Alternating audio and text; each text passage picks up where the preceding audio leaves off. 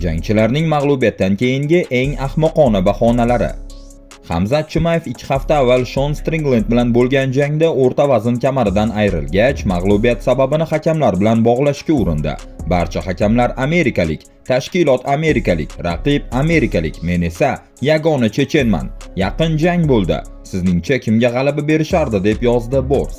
Mana shu gaplardan keyin muxlislar ikkiga bo'linib ketdi. Kimdir Hamzatning g'azabini tushunyapti, boshqalar esa buni mag'lubiyatni qabul qila olmaslik deb hisoblamoqda. Tasavvur qiling, oktagonda sizni millionlab odam tomosha qilyapti. Butun lager, oylar davom etgan tayyorgarlik va katta gaplar, keyin esa mag'lubiyat. Ana shunday paytda ayrim jangchilar kameralar qarshisida haqiqiy klassika yaratadi. Kimdir uxlamagani uchun yutqazganini aytadi. Boshqasi esa vazelin sabab raqibini ushlay olmaganini, yana kimdir esa energiyam chiqib ketdi deb bahona qiladi. Bugun biz siz bilan MMA tarixidagi eng kulgili, eng g'alati va eng ahmoqona bahonalarni ko'rib chiqamiz. Ishoning, bu ro'yxatda shunday gaplar borki, hatto Dana Whitening o'zi ham kulib yuborgan. Aytgancha, agar sizga mana shunday UFC ichidagi real mojarolar, jangchilar orasidagi drama va oktagondan tashqaridagi eng qiziq voqealar yoqayotgan bo'lsa, hoziroq videoga like bosing va kanalga obuna bo'ling. Sizning bitta qo'llab-quvvatlashingiz keyingi, yanada sifatli va eksklyuziv MMA kontentlar chiqishiga katta motivatsiya beradi. Bilol Muhammad va Canelo qo'llari iborasi. Bilol Muhammad liga tarixiga chempionligini eng ahmoqona yo'l bilan boy bergan jangchi sifatida kirishi aniq. Falastinlik bu jangchi titul jangigacha asosan yarim o'rta vazn toifasida avlodlar almashinuvi avj olgan sabab yetib bordi. Usmon va Covington kabi veteranlar tepadan tushib ketgan. Shavkat, Geri, Prates, Morales va Maddalena kabi yangi avlod esa hali titulga da'vo qila olmasdi. Bilol Leon Edwardsni to'lqin ko'taruvchi upset bilan yengib chempion bo'ldi va hamma narsa uning foydasiga ishlayotgandek ko'rindi. Shavkat Rahmonov bilan bo'lishi kerak bo'lgan qiyin sinov jarohat sabab bekor bo'ldi va uning o'rniga Jack Della Maddalena asosiy da'vogarga aylandi. Iqtidorli bokschi va xavfli finisher bo'lsa-da, uning parterdagi kamchiliklari ko'pchilikka ma'lum edi. Shu sabab ko'pchilik Bilol Muhammad o'zining kuchli kurashi bilan yosh da'vogarlarga bemalol bosim tashlaydi deb o'ylagandi. Biroq Bilol jangga juda g'alati o'yin rejasi bilan chiqdi. 5 raund davomida bokschi bilan turib jang qildi. Deyarli takedown qilmadi. Kurashga urinib ko'rganida esa vaqt allaqachon o'tib ketgan edi. Falastinlikning burni lat yegan, charchagan, sekinlashgan va raqibini boshidagi kabi tez hamda keskin o'tkazib yubora olmaydigan holga kelgandi. Natijada tabiiy mag'lubiyat va birinchi mudofaadayoq kamarni yo'qotish. Jangdan oldin Bilol qo'llarini va stoykada turishini ko'p gapirgan, lekin muxlislar buni Maddalenani chalg'itish uchun aytilgan hazil deb o'ylashgan edi. Muhammad umuman kurashdan foydalanmaganini ko'rib, ular oxirgacha biror mantiqli sabab, bel og'rig'i yoki shunga o'xshash narsa topilishini umid qilishdi. Ammo falastinlikning o'zi tushuntirishi ancha oddiyroq bo'ldi. U o'yin rejasi haqiqatan ham kurash atrofida qurilganini tasdiqladi. Lekin mashqlarda o'zini shunchalik yaxshi his qilgani uchun rejadan chetlanib, tik holatda jang qilishga qaror qilganini aytdi. Weili Zhang va tribuna shovqini. Xitoylik Weili Zhang sport tarixidagi eng qattiq, bardoshli va xarakterli qizlardan biri, bu shubhasiz. Lekin hatto bunday kiborglarga ham ba'zida mag'lubiyatni oqlashga to'g'ri keladi va bu har doim ham munosib chiqavermaydi. 2021-yil bahorida UFC 261 turnirida Weili birinchi raundda kuchli nokaut bilan Rose Namajunosga yutqazdi. Bundan oldin u 8 yil va 21 ta jang davomida mag'lubiyat ko'rmagandi. Shu sababli qiz o'zi uchun bo'lsa ham bu muvaffaqiyatsizlikka izoh topishi muhim edi. Nokautdan o'ziga kelgach, u bir intervyuda shunday dedi: Yenjechik bilan o'tgan jangimda bizga teng ovoz bilan qo'llab-quvvatlanardi, chunki u ham amerikalik emasdi. Lekin Rose bilan hamma narsa boshqacha edi. Men o'zim uchun bunday vaziyatda birinchi marta bo'ldim va hamma narsaning shunchalik jiddiy bo'lishini kutmagan edim. Men arenaga hali chiqmasimdan tomoshabinlar shunchalik baland shovqin ko'tarishdiki, referi va ustozimning ovozini eshitmadim. Hatto stadionning 70% uning tarafida bo'lsa ham bu qadar baland bo'lmas edi. Weyli arenaning burchaklari uni ruhan juda qattiq bosganligi haqida gap qildi, lekin yana bir sabab ham bor edi. O'sha turnirda Chris Weidman Uriah Hall bilan jangda dahshatli oyoq sinishi oldi. Xitoylik qiz bunday dedi: "Mendan oldin chiqib kutish xonasida birga bo'lgan jangchi oyog'ini sindirdi. U arenaga chiqayotganda unga omad tiladim. Keyin uni olib kelishdi. Oyog'i singandi. Shundan keyin jangga to'liq konsentratsiyani yo'qotdim. Bunday darajada chiqish qilganda hatto bir soniyaga ham chalg'ishga haqqim yo'q." Hukmron chempion juda ta'sirchan bo'lib chiqdi. Boshqa jangchining travmasi va juda baland tribuna shovqini bu xitoylikni ruhan larzaga keltirish uchun yetarli bo'lib chiqishini kim o'ylagan edi? Toni Fergyuson va murabbiyi Freddie Roach. Keskin qulashini to'xtatishga urinib, Toni Fergyuson turli murabbiylar yordamiga murojaat qildi. Goh birinchi kurash treneriga qaytib, asoslarga qaytishga va'da berdi. Goh chidamlilik mashqlari bilan mashhur bloger David Goggins bilan birga mashq qildi. Benil Dariushga qarshi jang oldidan eski El Kukuy mashhur boks murabbiyi Freddie Roachga murojaat qilishga qaror qildi. Roach Mike Tyson, Manny Pacquiao, Miguel Cotto va Vladimir Klichko kabi legendalar bilan ishlagan. O'shanda Fergyuson atigi ikkita mag'lubiyat, Justin Gage va Charles Oliveiraga qarshi mag'lubiyat seriyasida edi. Shuning uchun muxlislar uning qayta tiklanishiga ishonishdi. Lekin jangning o'zi bir tomonlama qirg'inga aylandi. Dariush Fergyusonni ag'darib, 3 raund davomida uning ustida yotib, unga muvaffaqiyat uchun hech qanday imkon qoldirmadi. Jangdan keyin Freddie Roachdan Tonining mag'lubiyati sababi so'ralganda, "Biz boksga urg'u berdik va bu qadar ko'p kurashni kutmagan edik" deb javob berdi. Bu argument boshqa istalgan vaziyatda tushunilishi mumkin edi, faqat bu vaziyatda emas. Kurash va grappling Benil Dariushning butun faoliyati qurilgan asos edi. Balki Toni va uning murabbiylari asli eronlik jangchini bir necha ta'sirli nokaut bilan o'tgan janglardan chalg'ib ketgandir. Lekin bu gap uning bahonasini zarracha bo'lsa ham kamroq ahmoqona qilib ko'rsatmaydi. Dariushga qarshi kurashga tayyorlanmaslik Alex Pereiraga qarshi zarba mashqiga tayyorlanmaslik bilan baravardir. Toni Fergyuson boksga urg'u berish kerak bo'lgan paytni aniq noto'g'ri tanladi. Sean O'Malley va Shuga shtatining atletika komissiyasi. Mag'lubiyatni tan olish qobiliyatini Sean O'Malley faqat Merab Dvalishvili revansh jangida uni muddatidan oldin yengib, barcha savollarga nuqta qo'yganidan keyingina o'zlashtirdi.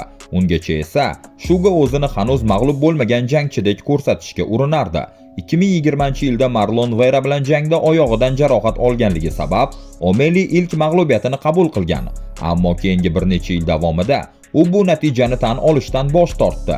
Shonning fikricha, u mahorat jihatidan Veraga yutqazmagan, shunchaki jarohat sabab jangni davom ettira olmagan. Keyinchalik esa u internetda memga aylangan mashhur iborasini o'ylab topdi. Shuga shtati atletika komissiyasi bu mag'lubiyatni bekor qildi. Lekin eng kulgili gaplardan birini u revansh oldidan aytdi. "Aslida men uzoq vaqtdan beri shaxmat o'ynayapman. O'sha jangni ataylab yutqazdim. Keyin Aljamain Sterlingni nokaut qilib, katta turnirda Vera bilan revansh qilish uchun." Albatta, O'Malley bu bilan ko'proq raqibini masxara qilishga va o'zining ishonchli shoumen obrazini saqlab qolishga urinayotgandi. Ammo Shuga shtati atletika komissiyasi deb atalgan mem yana Merab Dvalishviliga qarshi ilk mag'lubiyatidan keyin ham qaytdi. O'sha jangda Merab mutlaq ustunlik qilgan va Shon kamaridan ayrilgandi. Lekin UFC revansh orqali yana katta pul ishlamoqchi ekanini bilgach, O'Malley odatdagi hazilomuz uslubida yana chiqish qildi. Shuga shtati atletika komissiyasidan shoshilinch xabar. Shon so'nggi 5 raundning 3tasida yutdi. Natija o'zgartirildi. Shuga g'alaba qozondi. Bu hazillar unga revanshni olishda yordam bergandir, ammo ikkinchi jangda ham Merab Dvalishvili uni muddatidan oldin mag'lub etdi. Bu safar esa hech qanday bahona ham mem ham ishlamadi. O'Malley oxiri haqiqatni tan olishga majbur bo'ldi. Jamal Hill va qat'iyatsiz hakam. Alex Pereiraning UFC 300da Jamal Hillga qarshi nokauti biz uchun Poatanning eng virusli nishonlashlaridan biri sifatida eslab qolindi. Finish shunchalik shafqatsiz va murosasiz ediki, yutqazgan tomonda hech qanday bahona bo'lishi mumkin emasdek tuyulgandi. Ammo Jamal Hill bunday vaziyatda ham nimani ustidan shikoyat qilishni topdi. Oldin jangni qanday rivojlanganini eslatib o'tish kerak. Pereira va Hill 3 daqiqa davomida bir-birini o'rgandi. Ehtiyotkorlik bilan zarbalar va low kicklar almashdi. Bir epizodda Hill Alexni qorindan past qismiga urdi. Referi to'xtatish buyrug'i berdi, lekin Pereira hamma narsa yaxshi, aralashish shart emas degan imo qildi. O'shanda Sherdzin davom eting dedi. Birinchi bo'lib Hillning o'zi raqibiga zarba berdi, lekin unga qarshi kelgan zarba uning uchun oxirgisi bo'lib chiqdi. Pereira Jamalni nokautga uchratdi va chempion kamarini saqlab qoldi. Jamal esa referining qat'iyatsiz harakatlariga shikoyat qildi. Har doim o'zingni himoya qil deyishadi, keyin esa birdan to'xtatishni buyurishadi. Referi to'xta degan zahoti men harakatni to'xtatdim. Alex esa oldinga yurishda davom etdi. Hatto videoda ham ko'rish mumkin. Men o'sha paytda uning ahvoli yaxshimi yoki yo'qmi, shuni tekshirishga urinayotgandim. Ochig'i, Sherdzинning harakatlari ochiqroq bo'lishini istardim. Men o'zimni oqlamoqchi emasman, lekin ortga qarab tushunaman.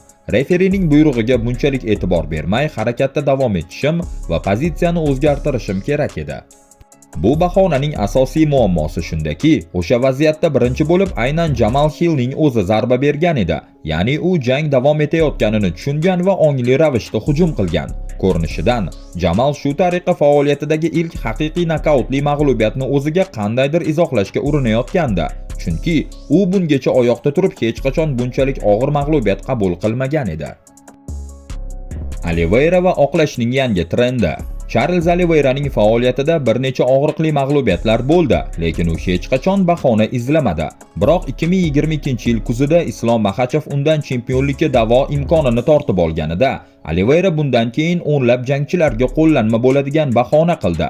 Dog'istonlikka qarshi jangga Charles 11 ta ketma-ket g'alabali seriya, rekord seriya bilan kelgandi. U 5 yil davomida yutqazmadi. Kevin Lee, Ferguson, Chandler, Poirier va Gaethje kabi ko'plab to'plarni yengdi. Chempion bo'ldi va kompaniyaning bosh yulduzlaridan biriga aylandi. Oliveira shuningdek, submission bilan g'alabalar soni bo'yicha liga rekordini ham qo'lga kiritgandi. Islom Maxachev uni o'zining kuchli tomonida, grapplingda yo'q qilib usulga tushirib yutganida, Du Bronx bahona izlashga kirishdi. Bu tushunarli. O'zing juda kuchli bo'lgan sohada kimdir sendan ancha ustun ekanini shunchaki tan olish, voyaga yetgan ego uchun qiyin vazifa. Oliveira mag'lubiyatini shunday tushuntirdi. Men o'sha jangda bo'lmadim. Men u bilan jangda emasdim. Bu ajoyib darajada oddiy ammo ishlaydigan sxema boshqa UFC jangchilariga ham yoqdi. O'shandan beri deyarli 4 yil o'tdi, lekin biz hali ham muntazam ravishda qandaydir jangchi mag'lubiyatdan keyin shunchaki bu men emasdim, go'yo u boshqa odam edi deyotganini ko'ramiz. Shunday qilib, Oliveira yangi trend yaratdi. Buning uchun endi mualliflik huquqi to'lovini talab qilish vaqti keldi. Dricus du Plessis va 10%. Hamzat Chimayev va Dricus du Plessisning titulga da'vo jangini ko'plab muxlislar 2025-yilning eng intrigali to'qnashuvlaridan biri sifatida kutdi. Ikkalasi ham UFC'da mag'lubiyat ko'rmagan edi. Dricus 2 ishonchli mudofaa bilan amaldagi chempion edi. Chimayev esa o'rta vaznning eng issiq prospekti. Ko'p odamlar Janubiy Afrikalik o'zining g'ayrioddiy fizikasi bilan Hamzatga muammo tug'dirishi mumkin deb o'yladi, lekin amalda biz minimal raqobat belgisi bo'lmagan mutlaqo bir tomonlama to'qnashuvni ko'rdik. Bors chempionga 10 lab takedownlar o'tkazdi. Zarba sonida 10 barobar ustun bo'ldi va 25 daqiqaning 22 tasida parterni nazorat qildi.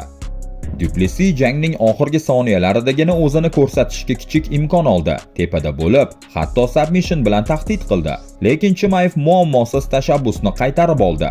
Bu epizod hatto raundning baholanishiga ta'sir ko'rsatmadi. Butun jang natijasidan esa gapirmasak ham bo'ladi. Biroq bu Dricusning treneri bilan birgalikda biri ikkinchisidan kulgiliroq bahonalar qilishiga to'sqinlik qilmadi. Du Plessis qafasda faqat yerda yotganidan jang davomida zerikib ketganini aytdi. Keyin Hamzat umuman jang qilmaganlikdan, faqat kurashib nazorat qilganligidan nolidi. Go'yo Janubiy Afrikalik jamoa bunga tayyor emasdi. Treneri ham bu yo'nalishni davom ettirdi. Jang qilishni istamaydigan odamga tayyorlanmadik, chunki aslida u jang qilishni istamagan edi. Agar faqat kurashishini bilganimizda, faqat kurashga tayyorlanardik. Dricusning so'nggi bayonotlaridan biri esa quyidagicha edi. O'sha kecha Hamzat Chimayev o'z imkoniyatining hatto 10% ni ham ko'rsata olmadi. Men esa jang oxirigacha g'alabaga ishonib turdim. Bir payt u endi oktagonda qolishni xohlamayotgandek tuyula boshladi. Ustun pozitsiyada turganimda uning holati, yuz ifodasi va harakatlaridan shuni sezdimki, ichida go'yoki bo'ldi yetar deb o'ylayotgandek edi. Irji Proxaska va uning rahm shafqati. UFC tarixida butun faoliyati davomida aynan eng qulay pallada chempionlik imkoniyatini bunchalik omadsiz boy bergan boshqa jangchi topilmasa kerak. Irji Proxaska uchun Carlos Ulbergga qarshi vakant kamar jangi hech qachon oson sinov bo'lib ko'rinmagan. Agressiv uslubi bilan tanilgan chex jangchisi aksincha sovuqqon va hisob-kitobli kickboks uslubiga ega Yangi Zelandiyalik bilan to'qnashayotgandi. Proxaska avval ham bazaviy kickbokschilarga qarshi qiynalgan. Endi esa u diviziondagi eng xavfli straykerlardan biri, ustiga usta ketma-ket g'alabalar seriyasida kelayotgan Ulberg bilan jang qilishi kerak edi. Hammasi Irji Proxaskaning bu jangda juda qattiq qiynalishiga ishora qilayotgan, ammo omad uning tomonida edi. Carlos Ulberg jang boshidayoq oyog'idan jarohat oldi. Noto'g'ri qadam sabab tizzasini shikastlab qo'ydi va shundan keyin deyarli erkin harakatlana olmay qoldi. Proxaska esa low kicklar bilan uning ikkinchi oyog'ini ham ishdan chiqardi. O'sha paytda jangni tomosha qilgan deyarli hamma bitta narsani tushunib ulgurgandi. Yoki Irji nokaut qiladi, yoki referi jangni to'xtatadi, yoki Ulbergni keyingi raundga umuman chiqarishmaydi. Lekin Proxaska sovuqqonlik bilan jangni yakunlash o'rniga xavfli hujumga tashlandi va qarshi zarbaga uchib og'ir nokautga tushdi. Eng kulgilisi esa jangning o'zi emas, balki uning keyingi intervyusi bo'ldi. Irji raqibining jarohatini ko'rib, unga rahmi kelgani uchun to'liq kuchida ishlamaganini aytdi. Muxlislar esa bu gapni darhol masxara qildi. Hatto Magomed Ankalayev va Carlos Ulbergning o'zi ham chex jangchisini ochiqchasiga tanqid qilib, bu bahonaning samimiyligiga shubha bildirdi. Do'stlar, sizningcha bu ro'yxatdan yana qaysi jangchilar o'rin olishi kerak edi? Eng kulgili yoki eng absurd bahonani izohlarda yozib qoldiring. Hammasini qiziqish bilan o'qiymiz. Agar video sizga yoqqan bo'lsa, hoziroq like bosib qo'ying va kanalga obuna bo'lishni unutmang. Sizning qo'llab-quvvatlashingiz keyingi yanada kuchli UFC va MMA kontentlari uchun katta motivatsiya beradi. Keyingi videolarda uchrashguncha salomat bo'ling.